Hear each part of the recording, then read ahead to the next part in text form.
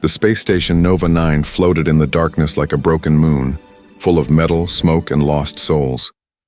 The war between humans and alien races had ended years ago, but the scars were still fresh. Trade was open, peace was shaky, and trust was almost gone. Commander James Holt, a man once known for bravery, now lived quietly in a small metal room near the station's outer ring. He had no medals on his walls, no photos of victory, only one small picture of his late wife and a little girl smiling beside her. That little girl was all he had left now. Her name was Lila. Lila was 7 years old, thin and pale. Her laugh used to sound like bells, but now it was rare. Since her mother died, the light in her eyes had dimmed. James did everything he could, fed her, taught her, told her stories, but he knew something was missing. Lila needed love, warmth, and a gentle touch, something he could not give alone. Every night, James sat by her small bed, whispering, "You'll be okay, my little star. Daddy's here." But deep inside, he knew he was lying. Her sickness wasn't only from her body. It came from her heart, the kind that breaks when it loses a mother. One cold evening, the station lights flickered. The air smelled of oil and iron. James walked through the lower decks to find medicine, but instead he found something else. Down a narrow hallway filled with alien symbols, he saw a glowing red sign, "Companions for sale, any species." He froze. It was one of those illegal trading dens where slaves, androids, and lost wanderers were sold for credits. He almost turned back, but a voice inside him whispered, "Your daughter needs a mother." He stepped inside. The air was heavy with strange perfumes and alien music. Beings of all shapes and colors moved slowly, chained or standing behind glass cages. Some had scales, some had wings, others had eyes like stars. A tall reptilian merchant with golden armor approached. His voice hissed through sharp teeth. "Human officer," he said, smiling. "Looking for pleasure? For service? For power?" James shook his head. "I'm looking for someone who can care for a child." The merchant blinked his yellow eyes. "Strange request, human. Most come here for darker reasons." "I don't care what others come for," James said. "I just need someone kind." The merchant studied him, then nodded slowly. "Perhaps I have what you seek. But kindness is expensive." He led James through the market, past cages and shadows until they stopped before 3 glass cells. Inside stood 3 alien women, different but each one alive in a way that drew his eyes. The first was tall and strong, her skin silver like steel, with bright orange eyes that burned like fire. She was from the Klin, a warrior race feared across the galaxy. Her name tag read, Rhina. The second woman sat silently, her head slightly bowed. Her skin shimmered in soft shades of violet. A faint light pulsed under her skin. She was from the Valora, known for their psychic senses and deep empathy. Her name, Sari. The third was gentle-looking, with long blue hair that flowed like water. Her large eyes were deep and sad. She was from the Luthis, an aquatic people whose songs could heal the mind. Her name, Mira. James stared at them for a long time. They were not human, but something in their eyes, pain, loneliness, and a quiet strength made his heart ache. He turned to the merchant. "How much?" The reptilian hissed. "For all 3? You must be joking." "I'm not," James said firmly. "They're not toys. They're not slaves. I'll take them all," the merchant laughed. But when James handed him his military ID and full credit chip, the laughter stopped. A few minutes later, James stood outside the market with 3 alien women behind him, following silently. The crowd whispered as he passed. The human bought wives. He's insane. Humans never change. But James didn't care. As they walked through the long metallic corridors, his daughter's small voice echoed in his mind. "Daddy, I miss Mommy." He stopped at his door and turned toward the 3 women. Their faces were cautious, unsure. "My name is James Holt," he said softly. "I don't want servants or soldiers. I need your help." He opened the door to his quarters, revealing a tiny room with a small girl hiding behind the couch. "That's Lila," he said. "She needs a mother." The 3 aliens looked at each other, confused. No one had ever bought them for love. James's voice was rough, tired. "You're free to leave any time. But if you stay, I just ask for kindness." For a long moment, no one spoke. Then Sari, the psychic, walked forward. She knelt beside Lila and whispered softly in her alien tongue. The child peeked out, curious, and for the first time in months, Lila smiled. James felt something warm rise in his chest. Maybe, just maybe, hope wasn't dead yet. But deep in the shadows of Nova 9, someone was watching. Someone who didn't like the sight of a human breaking old laws. And that night, as James turned off the lights, the darkness outside whispered a silent warning. Peace never lasts. The next morning, Nova 9 looked different. The lights were colder, the air sharper, as if the station itself was holding its breath.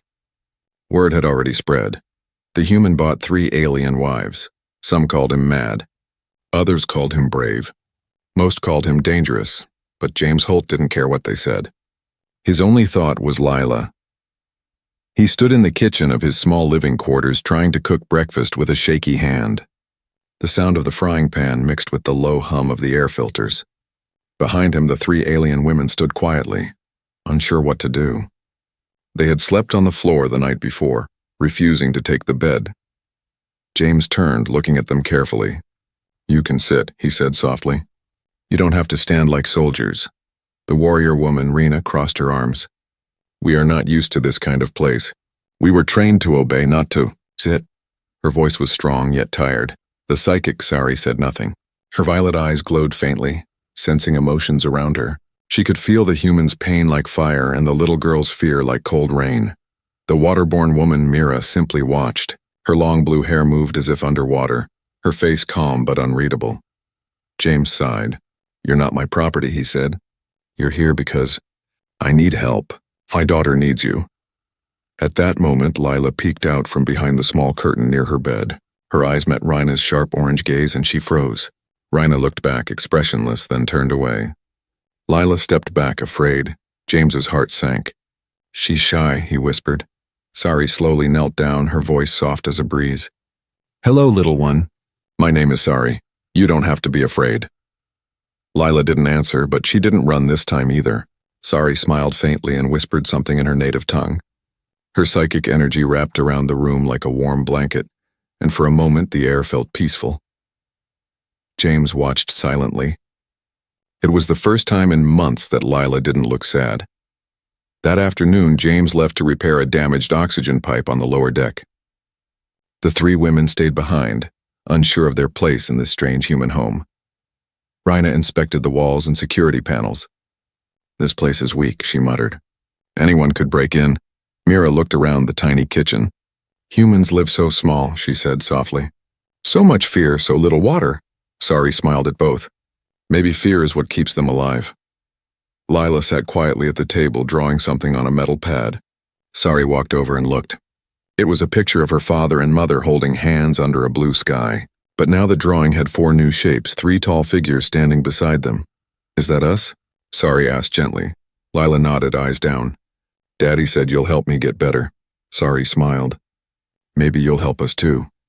For a long time, the room was silent except for the sound of Lila's pencil scratching on the metal surface. Hours passed.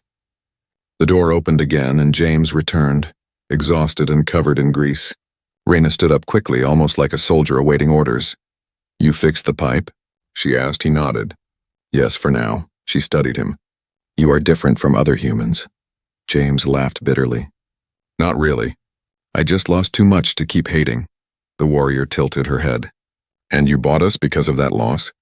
"I bought you," he said slowly, "because my daughter needs mothers. Because no one else would care for her." The 3 women exchanged glances. None of them spoke, but something changed in their eyes. Something small and quiet. Mira went to the kitchen sink and began to clean the dishes, her movements smooth and graceful. Sari helped Lila prepare her small sleeping bed.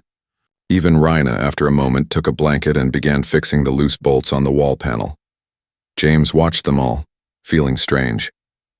The house didn't feel so empty anymore. That night, Lila fell asleep faster than usual. Sari sang in a low tone, her voice like soft wind through stars. Mira hummed a water melody. Rhina sat near the door, keeping watch. James leaned against the wall, tired but calm. "You don't have to guard the door," he said quietly. Rhina shook her head. "Old habits die hard. Where I'm from, trust is a luxury." He nodded. "Same here." She looked at him for a long time, her orange eyes glowing faintly in the dim light. "You risked everything for us. Why?" James looked at the sleeping child. Because family isn't about species. It's about love. And maybe it's time we all learn that. For a few seconds, neither spoke. Only the sound of the ship's engines filled the air. But outside, in the endless dark halls of Nova 9, voices were spreading. The human is breaking the laws. He's mixing with alien blood. It won't be long before the council hears of this. And far above the station, in the cold silence of space, an unknown signal blinked red, sending a message to someone powerful. Subject, James Holt. Location, Nova 9. Status, violation of galactic code. Something was coming for them. And inside that small metal room, while the little girl slept safely between her 3 alien mothers, the universe itself began to turn its eyes toward them. Days passed quietly aboard Nova 9, but peace never lasted long on that floating fortress of iron and lies.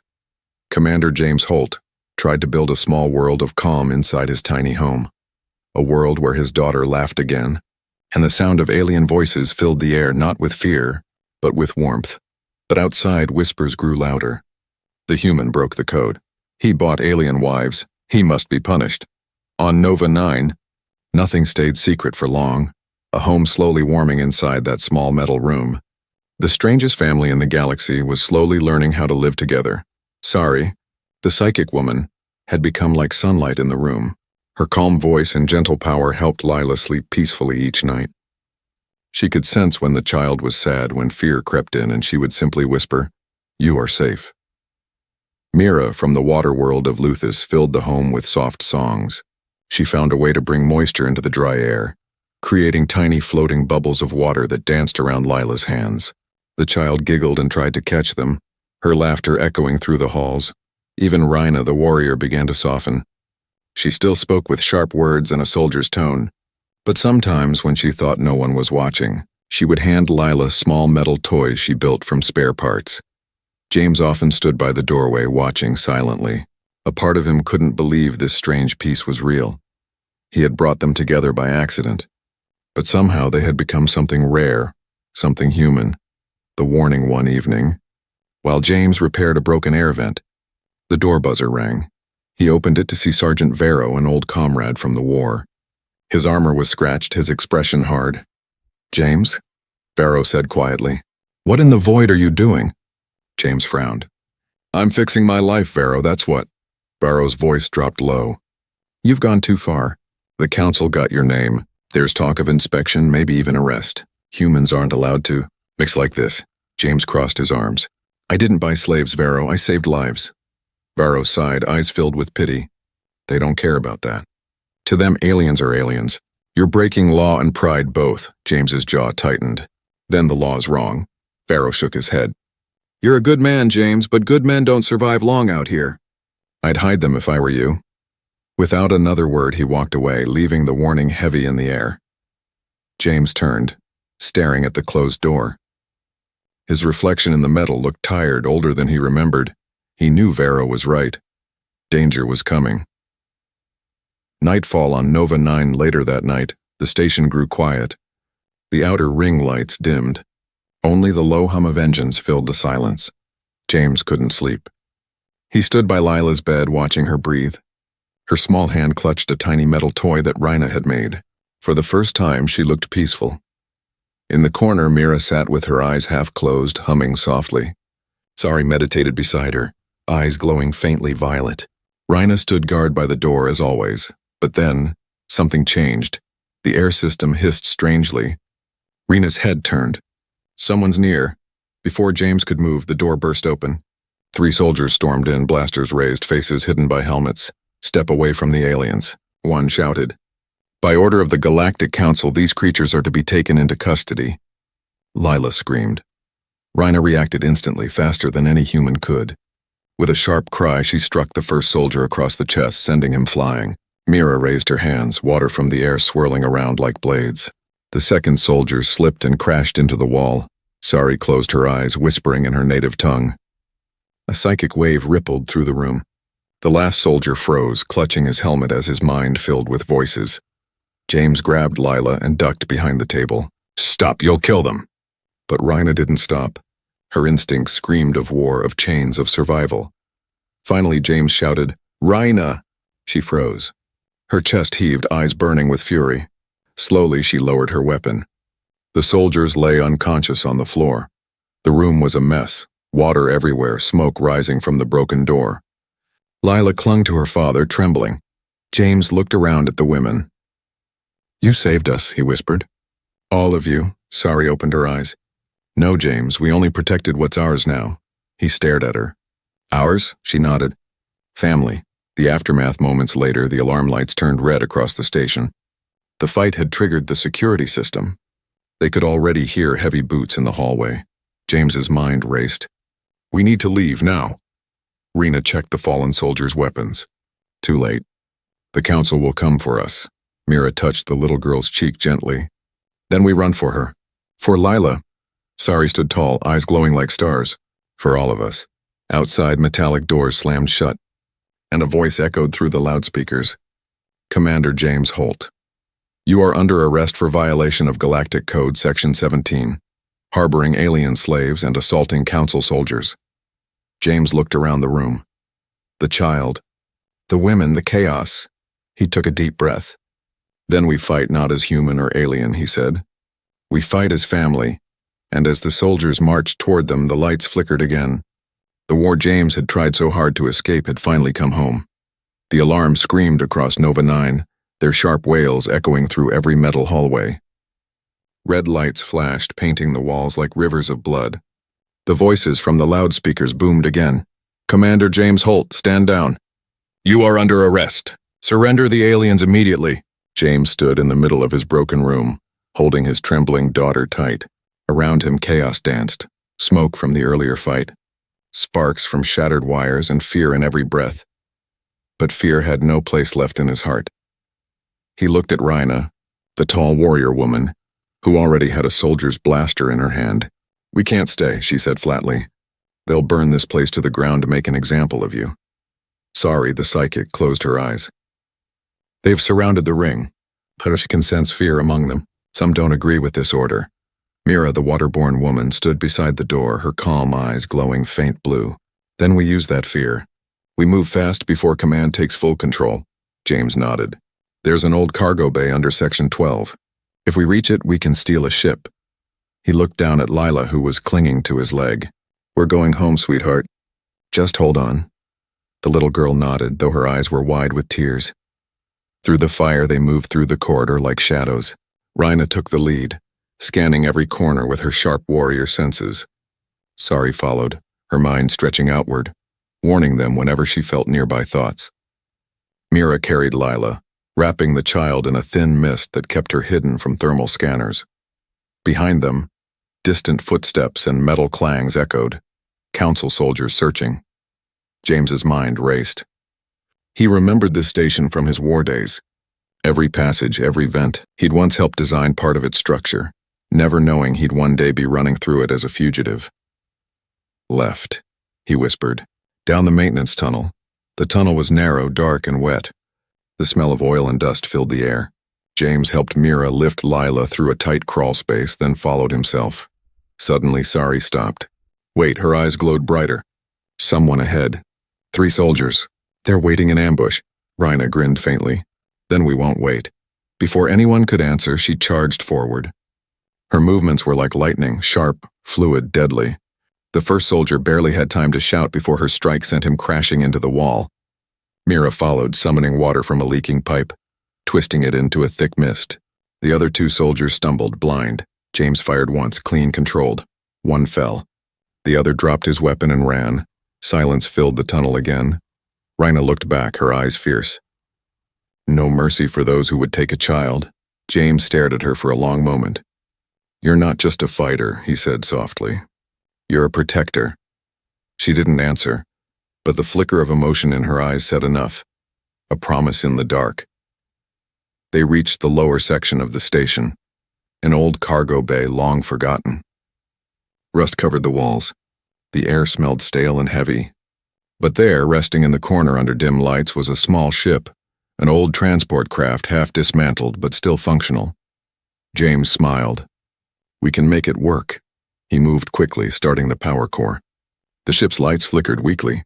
Sari helped stabilize the systems, her psychic energy amplifying the old circuits. Mira placed Lila gently on a seat. "Are you scared, little one?" Lila looked at her and whispered, "Only a little." Mira smiled softly. "Good. Only a little is brave." Outside, heavy footsteps grew closer. The sound of metal boots hitting the floor grew louder by the second. Sari gasped. "They found us." James clenched his jaw. "Rhina, seal the door. Mira, get the shields up." Rhina slammed a control panel, welding the door shut with a blast of plasma. Sparks flew everywhere. "It won't hold long," she warned. James gripped the controls. "Then we won't wait." He hit the thrusters. The ship groaned, shaking violently. The old engines coughed, spat smoke, and then roared to life. The cargo bay doors cracked open, letting in the cold light of space. Suddenly, the wall exploded. Soldiers poured in, firing blasters. Rhina stood between them and the others, deflecting shots with whatever she could grab. Sari sent out a psychic wave, making soldiers drop their weapons and clutch their heads in confusion. Mira threw arcs of condensed mist, freezing the floor and sending enemies tumbling. James shouted over the noise, "Hold on!" The ship lifted, hovering above the floor. The station's alarms howled louder, and the voice of the council echoed once more. "Stop that ship! Do not let the human escape." The cargo doors burst open and the transport shot into the stars. The bond is the stars spread before them. Silence finally returned. The ship floated through space, engines humming softly. Lila sat between her three alien mothers, eyes wide with wonder. "We're flying," she whispered. James smiled faintly. "Yes, sweetheart. We're free." Sari turned to him. "They will come again, James. The council doesn't forgive." He nodded. "Then we keep running, together." Rhina leaned back, her armor cracked and her arm bleeding. "You risked everything for us." He met her eyes. "No, for her. And for what's right." Mira placed her hand gently on his shoulder. "Maybe the galaxy needs to see what love looks like before it destroys itself." The ship drifted quietly into the dark. For a moment, the stars outside looked peaceful again, but far behind them, Nova 9 burned with light. A warship was already preparing to follow, and though they had escaped for now, the real battle, for love, for life, for family, had only just begun. The stars outside the ship drifted like slow, glowing rivers. The old transport moved quietly through deep space, its engines weak but steady. Inside, the small group finally had a moment to breathe. For the first time since the escape, Lila slept without fear. She lay wrapped in a soft blanket that Mira had woven from spare cloth, her tiny hand clutching a metal toy. The air hummed softly with the rhythm of the ship's heart. James Holt sat in the pilot's chair, eyes fixed on the endless dark. The war was behind him again, but deep down he knew it would find him soon. Behind him, Rhina, Sari, and Mira worked quietly. Each woman, once from a different world, now shared one fate. A quiet morning. Among the stars, Mira hummed her low water song, her voice soft and smooth, flowing like liquid silver. It filled the cabin with calm energy. Even the blinking control lights seemed to pulse in rhythm with her melody. Sari sat near the control deck, focusing her psychic senses. "We are far from Nova 9, she said softly, "but not beyond reach." "They are searching," James rubbed his forehead. "How long before they find us?" "Days," she replied. "Maybe less. They have faster ships." Rhina looked up from the weapons crate she was inspecting. "Then we keep moving." "And we prepare," James turned to her. "Prepare for what?" She looked straight at him. "For war. The council will not stop. They'll send someone who never misses." There was a long pause. "Who?" James asked, Rhina's voice lowered. "The hunter." Sari's expression darkened. Mira's humming stopped. Even the ship seemed to grow quieter. James frowned. "Who is the hunter?" Rhina's jaw tightened. "He's not human. He's not alien. He's both. The Council's secret weapon, trained to kill those who break the species barrier. No one has ever escaped him." James felt a chill crawl down his spine. "Then we'll be the first." Rhina smiled faintly, though her eyes were sad. "I hope so, human." The bond of trust. Hours later, when the others slept, James found himself unable to rest. He walked to the back of the ship, where Mira was meditating in a small pool of recycled water. Her glowing skin reflected the light like a dream. "You should sleep," she said without opening her eyes. I can't, he replied. Every time I close my eyes, I see Nova 9, the soldiers. The fear, she looked up. You did what no other human would do. You gave us freedom. That kind of act always brings both hope and enemies. James sat beside her, staring at the ripples in the pool. You call it freedom, but it feels like I trapped you in my mess. Mira shook her head gently. No, you gave us something more than freedom. You gave us purpose.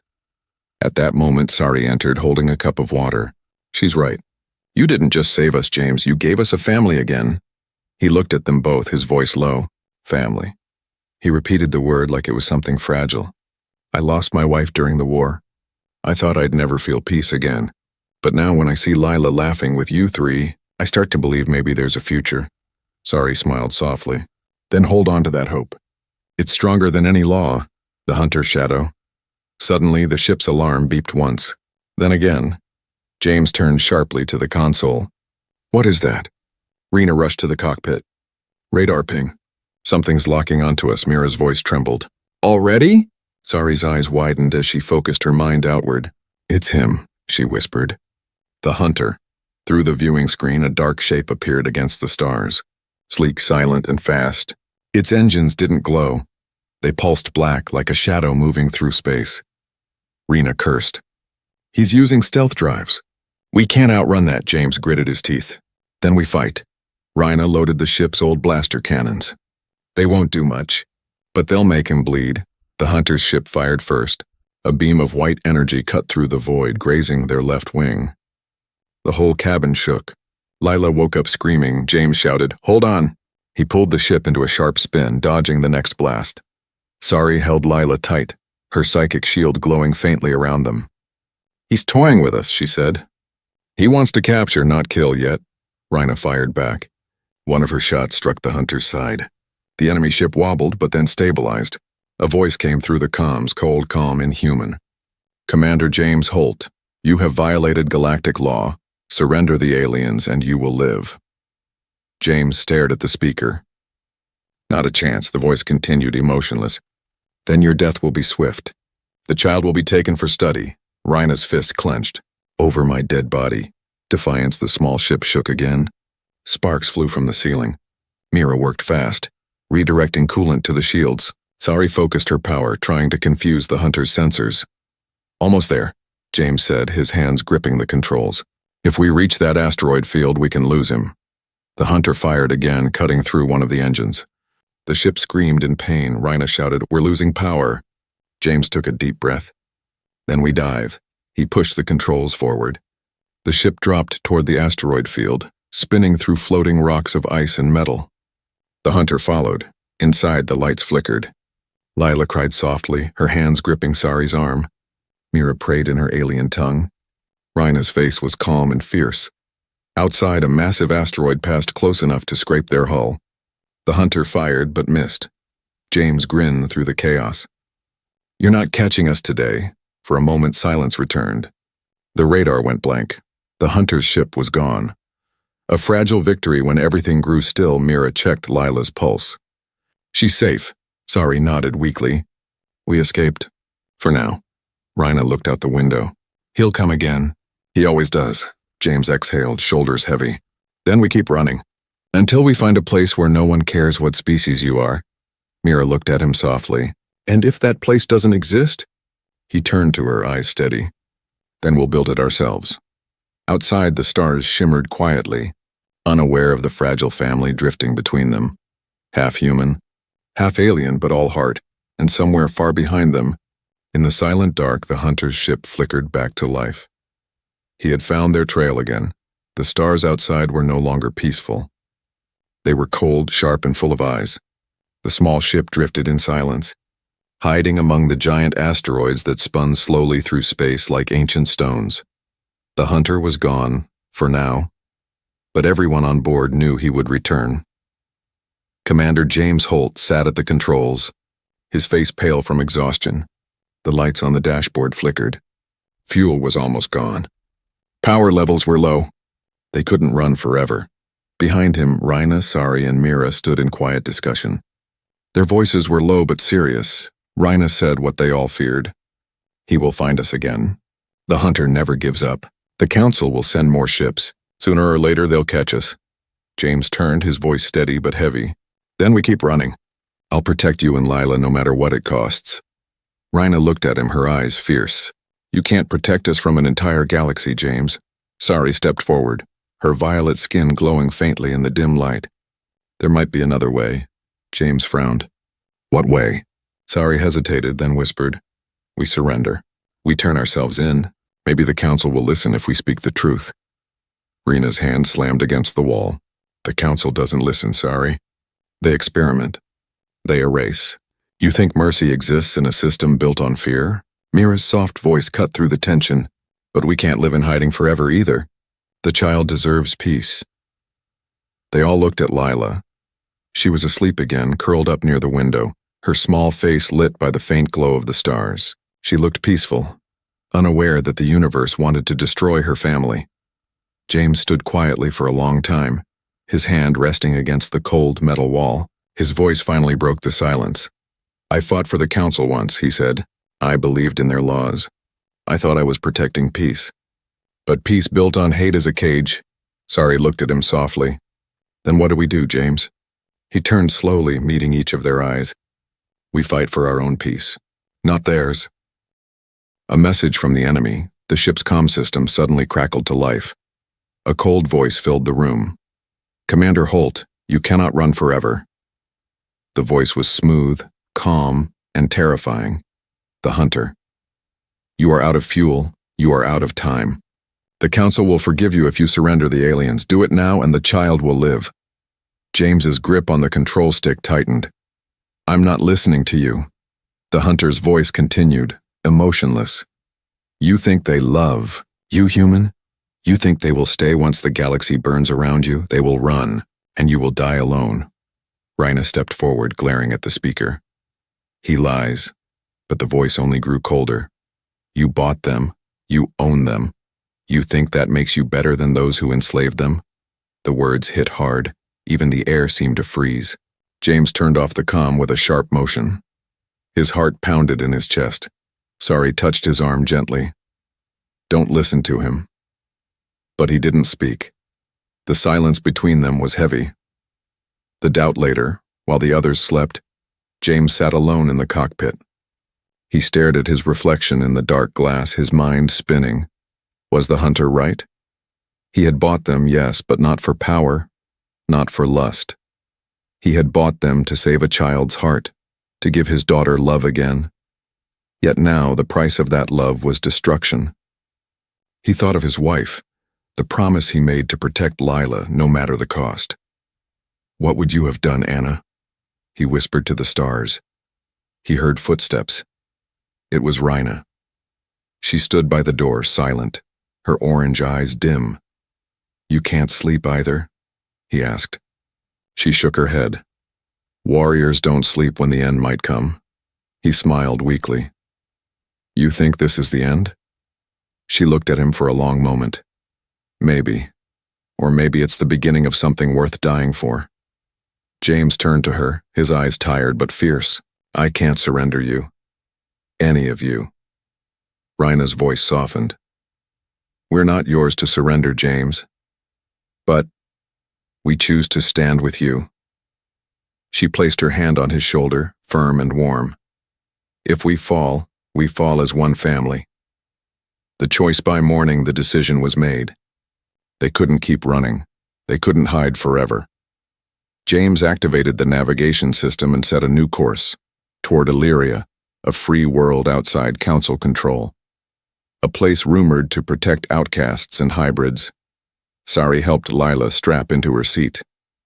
Mira checked the engines one last time. Rhina loaded the ship's old blaster, her movements calm and precise. James looked at them all. Once we cross the border, there's no going back. The council will call us traitors. Rhina smiled faintly. They already do. Mira nodded. Then let's be traitors for the right reason. As the ship powered up, Sari whispered a blessing in her alien language. Lila looked up at her father and asked quietly, Daddy, are we going home? James smiled, though his eyes were wet. Yes, sweetheart. This time we're really going home. The ship roared to life, shaking with new energy. Outside, the stars stretched across the void, bright and endless.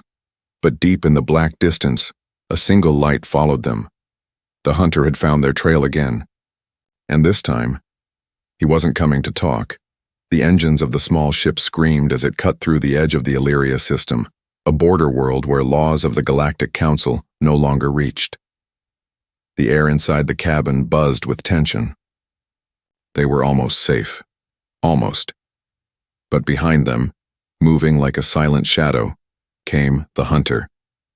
His black ship drifted through the void with deadly grace, locking onto their trail once more. Commander James Holt stood in the cockpit, hands tight on the controls. Sweat ran down his temples. His jaw was clenched. He could feel the engines shaking beneath his feet. Tired like the man himself, Sari, the psychic, sat near the navigation console, her violet eyes glowing faintly. "He's close," she whispered. "Closer than ever. He's not going to stop this time." Rhina, the warrior, checked her weapon. "Then we stop him." Mira, calm and quiet as always, looked toward the stars. "He's one ship. We're a family. That's our power." James nodded slowly. "Then let's make our stand." The final chase. The hunter's voice came through the comms again, cold, perfect, and almost human. "James Holt, you are crossing into forbidden space. This is your last chance. Surrender the aliens, and the child lives." James glanced at Lila, who sat buckled into her seat beside Mira. Her small hands trembled, but her eyes were steady. He pressed the comm button. "You'll have to take her from me, Hunter, and I promise you'll regret it." The reply came instantly. "Then so be it." A beam of light shot through space, striking the rear of their ship. The whole vessel shook violently. The lights flickered. Alarms wailed. "Shields failing," Mira shouted. "We can't take another hit." James gritted his teeth. "Rhina, weapons!" Rhina spun the turret controls. "Aye!" she shouted, firing back. Bright blue bolts tore through the dark, smashing against the hunter's ship. For a moment it vanished behind an asteroid, then reappeared faster than before. "He's adapting," Sari said grimly. "Every move we make, he's already predicted it." James's mind raced. "Then we'll do something unpredictable." He turned sharply, sending the ship into a dive. The vessel plunged through a thick asteroid field. Huge stones drifted like sleeping giants, scraping the hull as they passed. Sparks flew. The ship groaned. Rena laughed through the chaos. "You're insane, human," James smiled faintly. "I've been called worse." The sacrifice, a sudden explosion rocked the ship. One of the engines burst into flames. Mira rushed to seal it off with a wave of cooling mist. "We're losing power," she shouted. James slammed his fist against the console. "We need to hold out just a little longer." But then, the radar beeped. The hunter had locked on.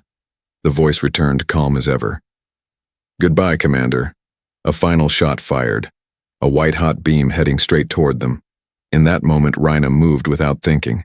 She leapt toward the rear control room and threw herself between the blast and the ship's core. The explosion tore through metal and flame. "Rhina!" James shouted. The warrior fell to her knees, her armor cracked, her body smoking. "Keep flying!" she gasped. Sari rushed to her side, tears glowing like light in her violet eyes.